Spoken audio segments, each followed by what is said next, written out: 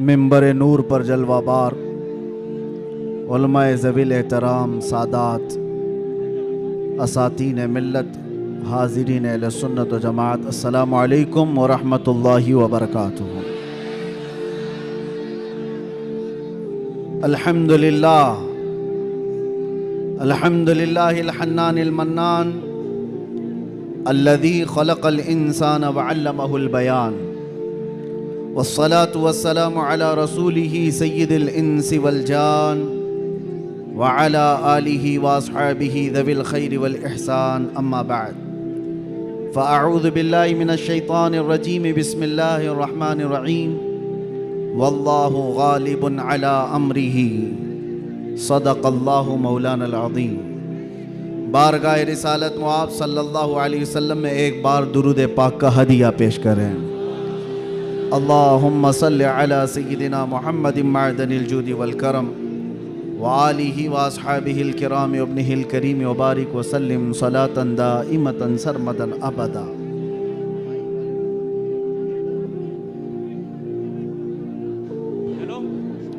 Eco बंद कर दीजिए, इको बंद कर दीजिए बिल्कुल।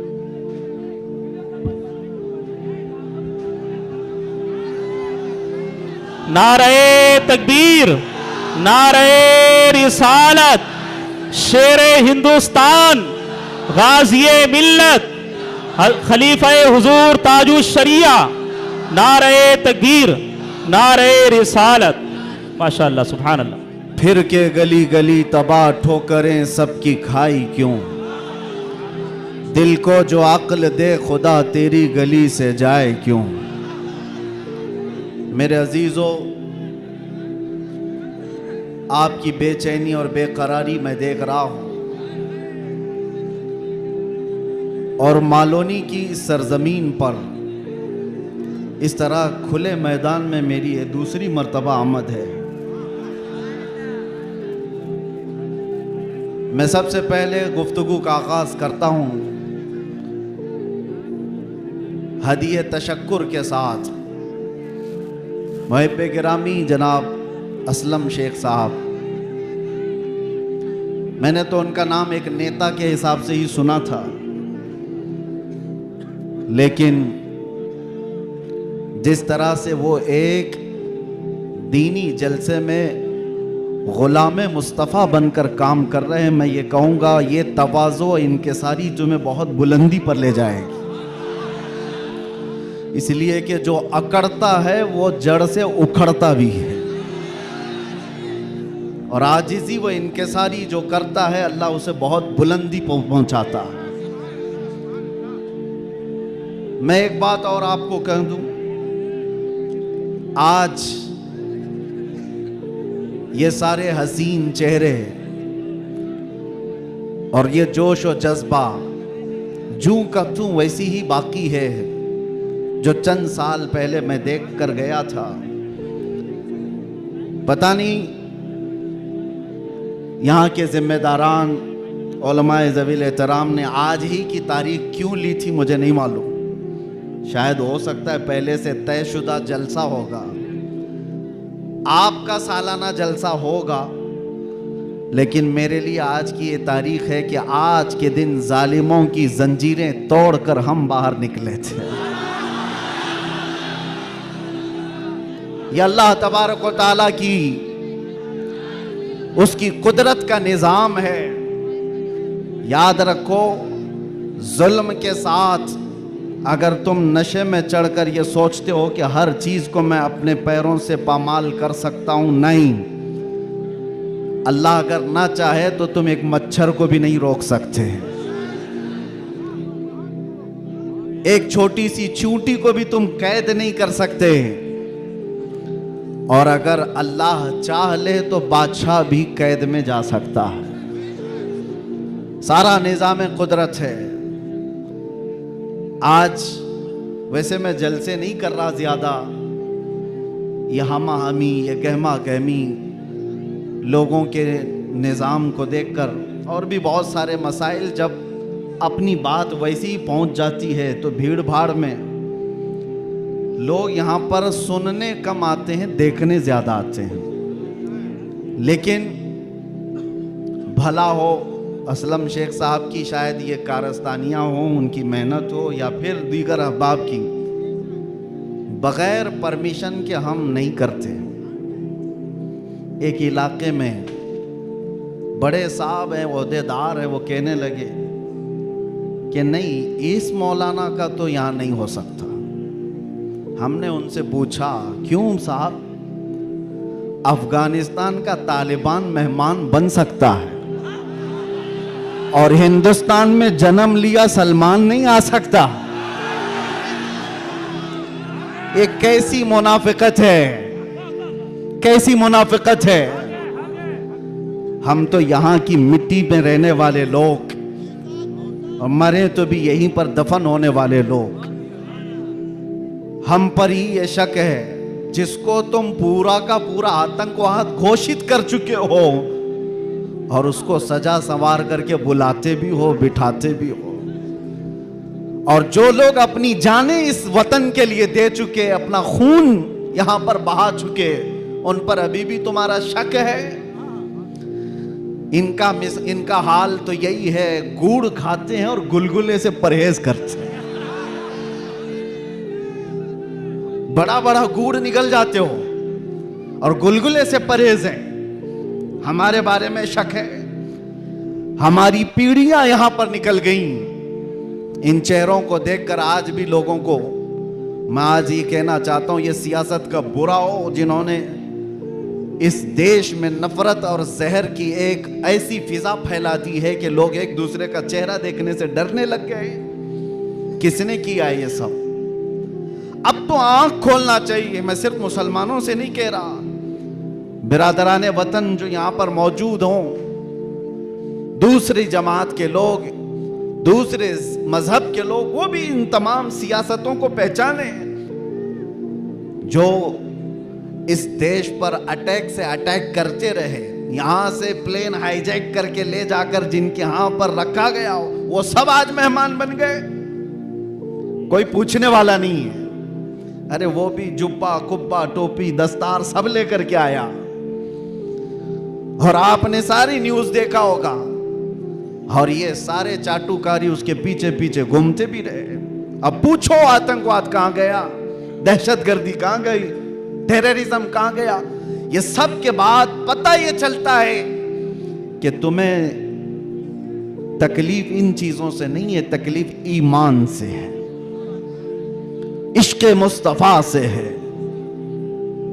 और जो सौदाबाजी तुमसे कर ले वो तुम्हारा भाई है, और जो हक बात करे उससे तुम्हारी कुर्सी हिलती है। इसलिए मुसलमानों, आप सबको मैं एक पैगाम देना चाहूंगा, अपना जाहिर संभालने से बेहतर है कि तुम अपने ईमान की हिफाजत करो और इश्क़ रसूल को और बढ़ाओ, और बढ़ाओ, इतना बढ़ाओ कि ये इतना बेहतरीन तुम्हारा असलहा है। बुजुर्गों ने फरमाया, जब तुम्हारे सीने में इश्क़ रसूल भर जाता है तो तुम्हें किसी से लड़ाई करने की जरूरत भी नहीं पेश आती। तुम्हारे चलने फिरने से कई कीड़ों की यूं ही मौत हो जाती, कई कीड़े यूं ही मर जाएं। बस शर्त यह है कि मोहम्मद से वफा तूने, तो हम तेरे हैं। ये जहां चीज है क्या अल्लाह कलम तेरे। रब तबारक व तआला सारी कायनात को तुम्हारे लिए मुसख्खर कर देगा, तुम्हारी तरफ फेर देगा, लोगों के दिलों को तुम्हारी तरफ फेर देगा। बात सिर्फ यहीं आकर रुकती है। उनके जो हम गुलाम थे, खल्क के पेशवा रहे, उनसे फिरे जहां फिरा, फिर आई कमी वकार में। बारगाह मुस्तफ़ा सल्लल्लाहु तआला अलैहि वसल्लम की गुलामी से बढ़कर के दुनिया में कोई ताजवरी नहीं है।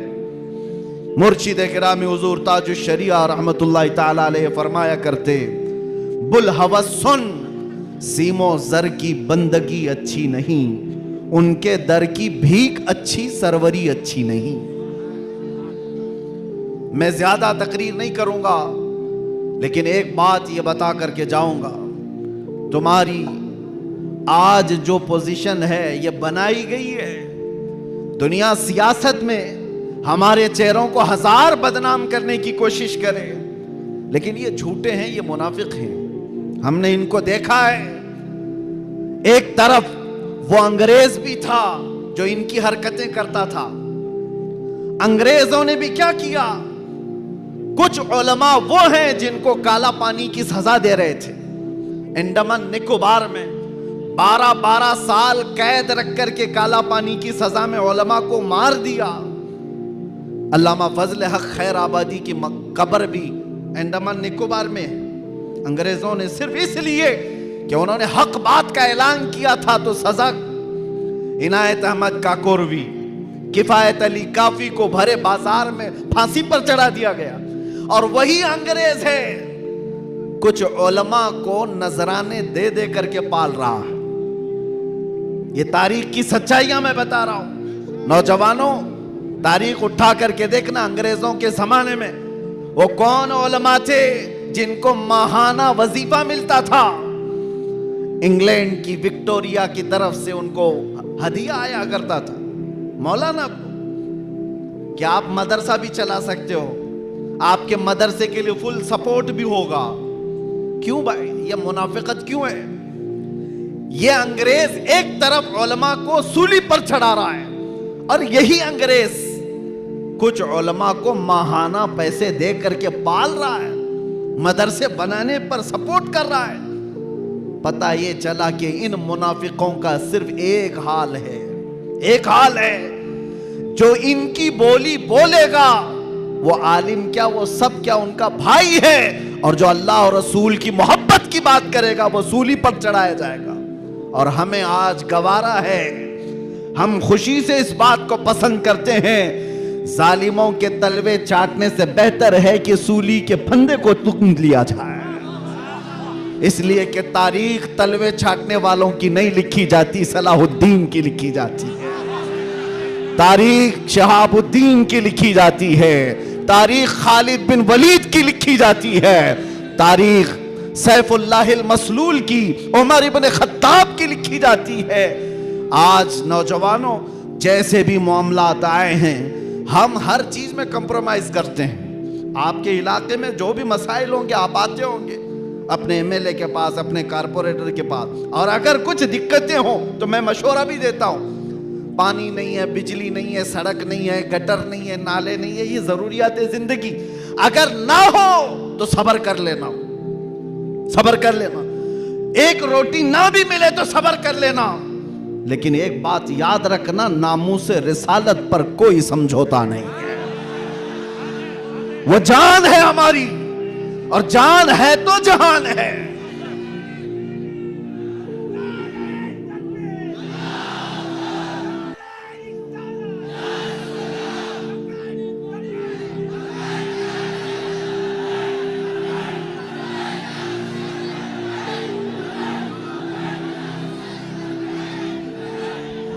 और आपको मैं एक बात बताऊं, हर मुसलमान मोहल्ला आज एक मुसीबत से जूझ रहा है।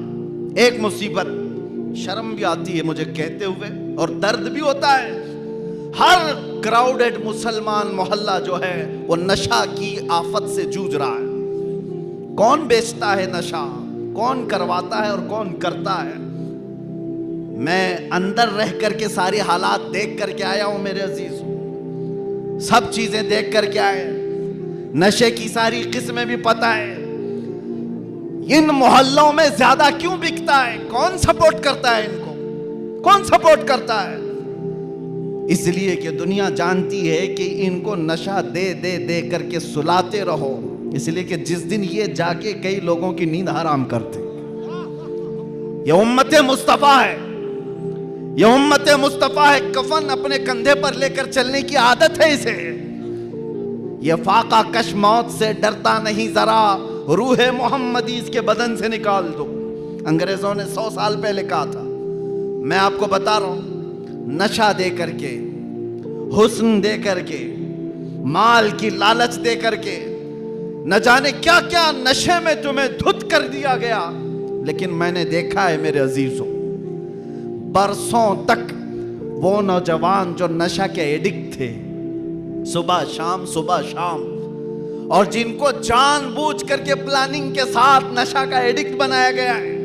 हम चाहते हैं हमारा हर बच्चा नशा से पाक हो, क्या आप चाहते हैं कि नहीं हमारे मोहल्ले नशे से पाक हो?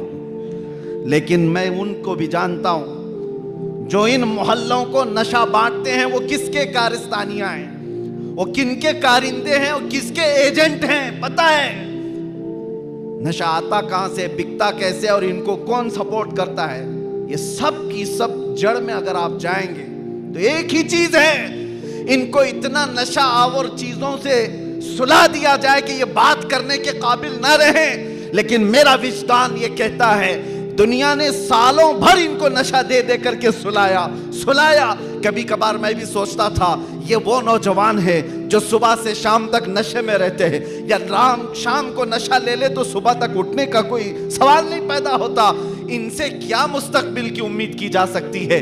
लेकिन मेरा ये ख्याल गलत